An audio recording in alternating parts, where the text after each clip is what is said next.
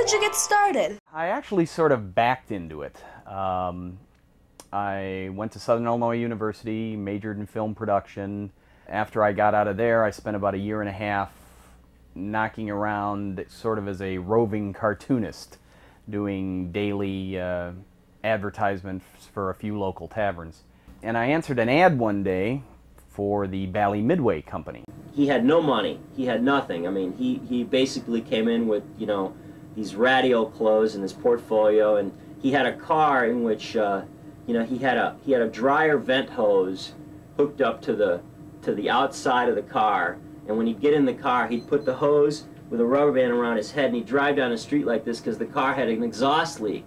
Still, they said they were willing to pay me real money, which was an improvement over the free beer and popcorn arrangement I had been working in previously. And Brian said to me, he goes, I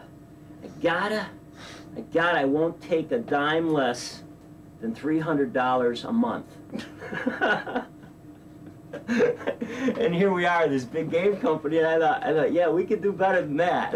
And it turned out they wanted me to do art for video games. And at the time, that wasn't terribly exciting because the art level, quality of art was like at the Pac-Man level. He had a head full of stuff. I mean, he had a head full of ideas. And all of his work was just screaming that it was, you know, it was just looking to explode. I mean, it was just really looking to explode. And I looked at the stuff, and the stuff was awesome. And, you know, he was exactly what the business needs. You know, I mean, guys like him are really what make this thing go round. I got a phone call. They said, we want you to be a video artist. We're going to pay you money, regular paycheck, 40 hours a week, pension plan, profit sharing, the whole 9 yards. And I remember thinking as I hung up the phone, you know, this is it. Childhood is officially over. I've got a real job. I was wrong. Actually, I think the best thing about graduate school is the immense amount of time that students have to either do their work or goof off in a totally unsupervised setting.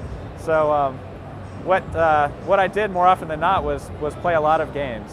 And I started to study this industry and became very fascinated with the industry.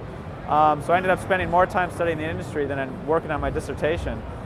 I just decided one day to go for it. I wasn't interested in being a scientist. I wanted to do something that was really fun and rewarding, and I just went for it. I used to be a copywriter in an ad agency, and from that I got into marketing, and I marketed the software for a small game company.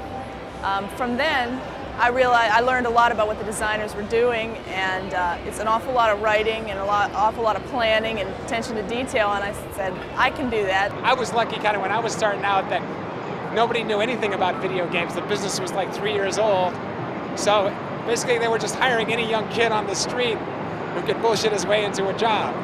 You know, I was 20 at the time, and it was like I told them I knew how to program, they hired me.